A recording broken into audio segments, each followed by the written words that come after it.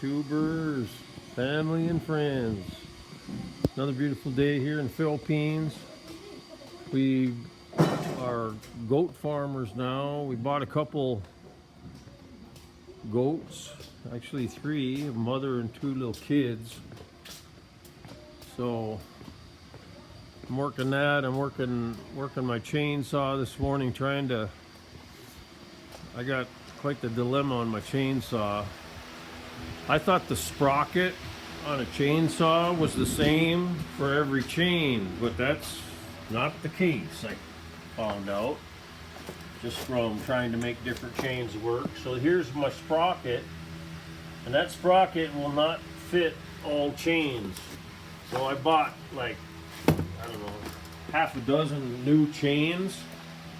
Here's some of them right here, and I bought 3 new bars, and none of them work.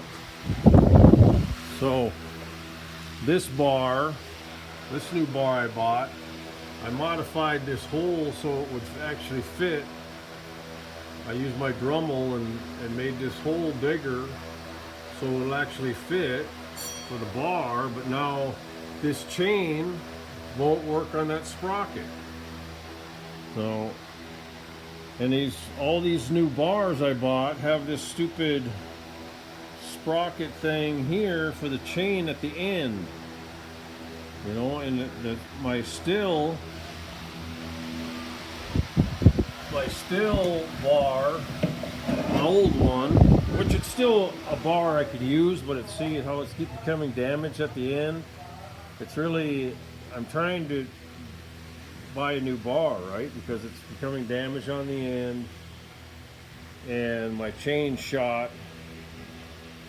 So that's why I bought these new bars. But see how I don't have no sprocket thing like these ones do at the end.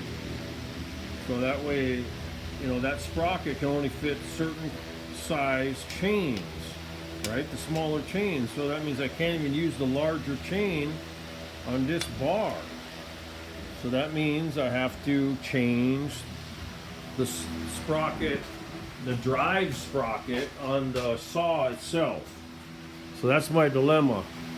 So I need to try to get another couple different size drive sprockets for my Stihl chainsaw there. So that's one problem. And then the next one I'm dealing with now, I got one roll of this I had delivered, 27 meters of hog wire, and it's about 1,200 pesos per roll, but then it's another 400 for delivery, so it's like 1.6 per roll, which is still way cheaper than, I just went to 3-4 different hardware stores, and all the stuff they have is like 3 times the price of what I can get it in Lazada delivered.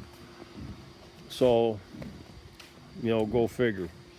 I'm going to go to Dipolo next week on the next remittance, and when I do that, I'll check some more hardware stores there, see what kind of wire they have, see what the price is and stuff. But looks like I'm going to be buying all my hog wire and have it delivered, because that's the cheapest so far that I found. So, because I need the hog wire now to pen in the goats, and we got a project going back here.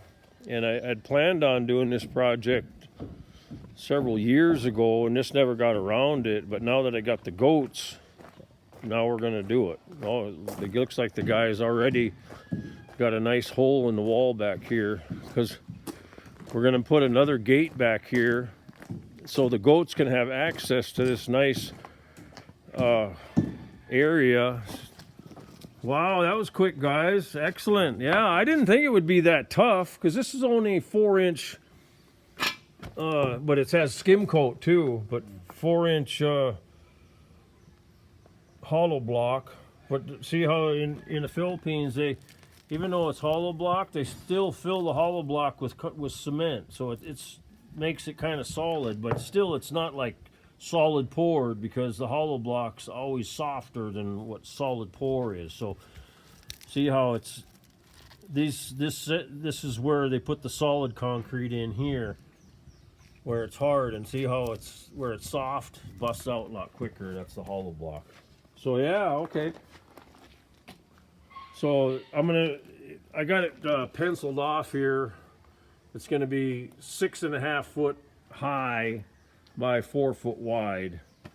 But that's excellent so far. Just keep going down right here for today. Get it far down as you can on the bottom, then you can expand out. But it's going way quicker than I thought. Good, that's excellent. So I got the brothers here today, Roel, Nonoy, and Ray. So yeah, it's hot, but we got ice water here for them, and I think Lilibeth's gonna bring some bread out for you guys. So we made this here a long time ago. We just poured, a little cement that we had left over, and we just had a bunch of rocks, and we just made a cement rock pad. This whole area right here is just rocks we had, and this enclosure here we had for pigs, but we don't do pigs anymore. But now we've got the goats here. See, guys? In case you didn't see it in my last video, there's the mama goat there, and then there's the two babies.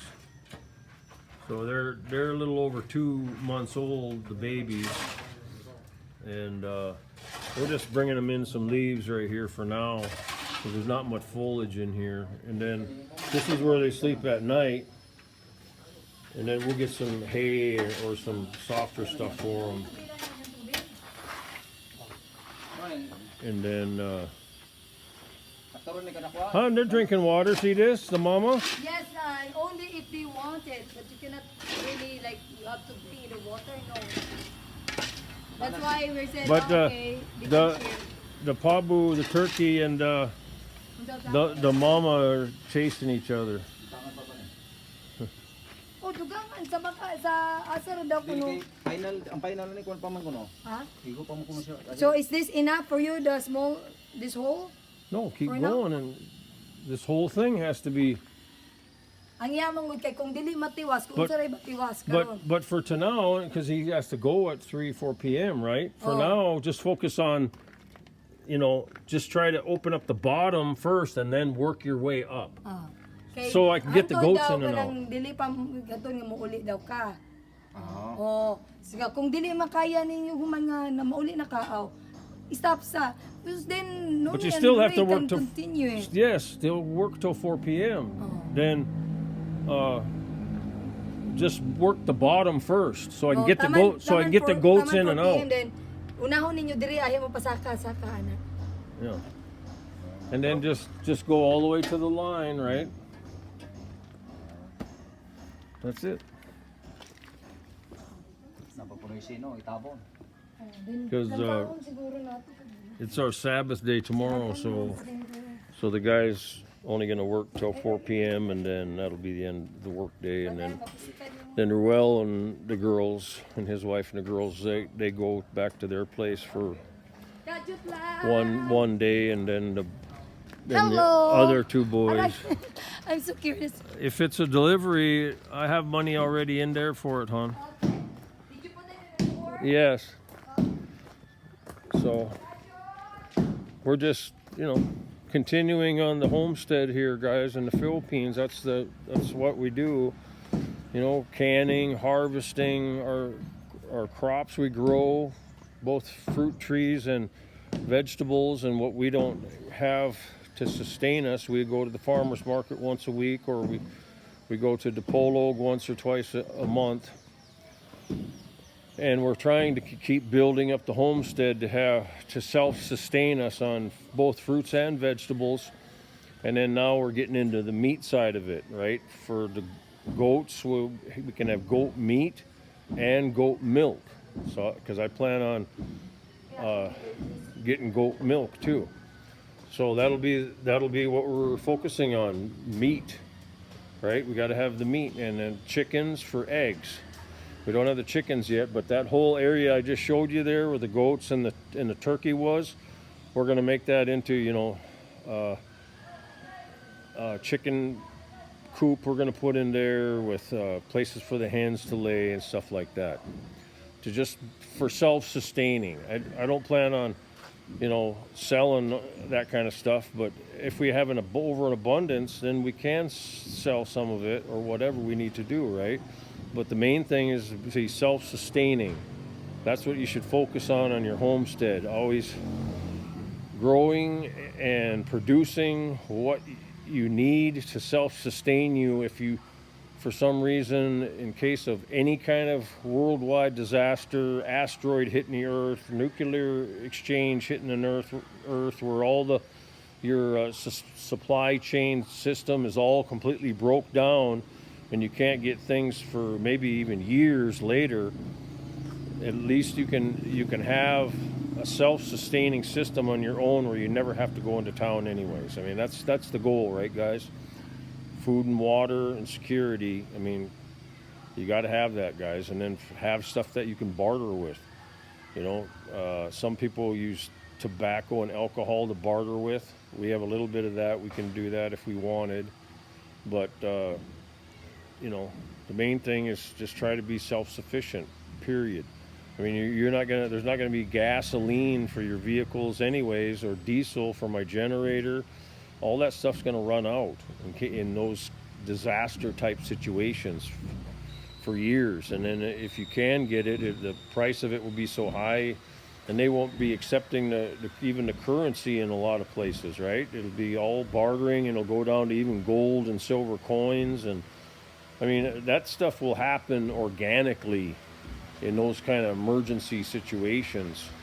So I mean, and it's everywhere, guys. I mean, between pandemic, the sun can go micronova on us. I mean, all this stuff, it's on the books. It's going to happen. These mega quakes in so many areas are way overdue in so many places in the world. Pandemic situation, nuclear exchange situation, complete upheaval. I mean, time after, this is what happens in history of the earth, guys. This stuff will happen. And prophetically speaking, on the Bible end of it, I've been listening to this guy. He just changed his name. Blow the Shofar is the name of his YouTube channel. Blow the shofar, right? That's the big horn that the Hebrews used for different events in the Hebrew ways, traditions, right? So, and one of them is when you see the enemy coming, you blow the shofar, right? That's part of the watchman's job. That's what we do as watchmen, and I'm a watchman in Christ, so I keep up with all this stuff. And right now, everything, Daniel 70 weeks, 2,000 years since Christ. I mean, you can go on and on. There's so many things due right now. So 2024 is the exact, I mean, like I say, go to this guy, Blow the Shofar. Daniel is his name, and he even has a date, right? He has a date in which you're not supposed to be a date setter, but out of all the evidence and the people that have seen set dates, in my entire life, this guy's evidence is the highest I've ever seen, backed up by all the way down to the letter on Hebrew translations. So this guy's really good, and I think the Lord's leading him, but he could be wrong, just like anybody can be wrong. So, but his date, guys, is October 9th, right after the last trumpet sound and Feast of Trumpets, October 9th. That's his date, that he thinks that all the nuclear bombs, massive exchange of nuclear bombs, is going to fall on the U.S., and the wrath of God is going to wipe them out from Russia, China, North Korea, Iran. That day is going to be wipeout time for the U.S. I'm Yes, so- yes, my love. Hello, YouTubers. Goggles or protector for the eye. 3. Yeah. You have that, right? Where did you put that? Yeah, I have it in my storeroom. I'll get it. Okay. Okay, yeah, the guys need some eye protection, safety. so I'm gonna Bye-bye. help them out there. So, love you guys. Take care and just prepare, and mostly spiritually, guys. Spiritually, you watch my other videos and watch van life. It's Jason. Van life is his first words, and there's something else after it. Oh, something about the ark. Van life in the ark, or in the ark, something like that, guys. He's the one that turned me on to. Don't focus on Paul in the Bible. Don't focus on anything else. Focus on the red letter edition, only the words of Jesus Christ, and you guys will, the truth from Jesus' words will set you free. That's the only real truth, right? I mean, the scriptures are scriptures, and they all have truth to them, and they all back each other up. But the words of Jesus Christ, they are 10 times more important than the rest of the whole word. So just let the Holy Spirit guide you guys. I love you. Take care, and God bless. Bye-bye.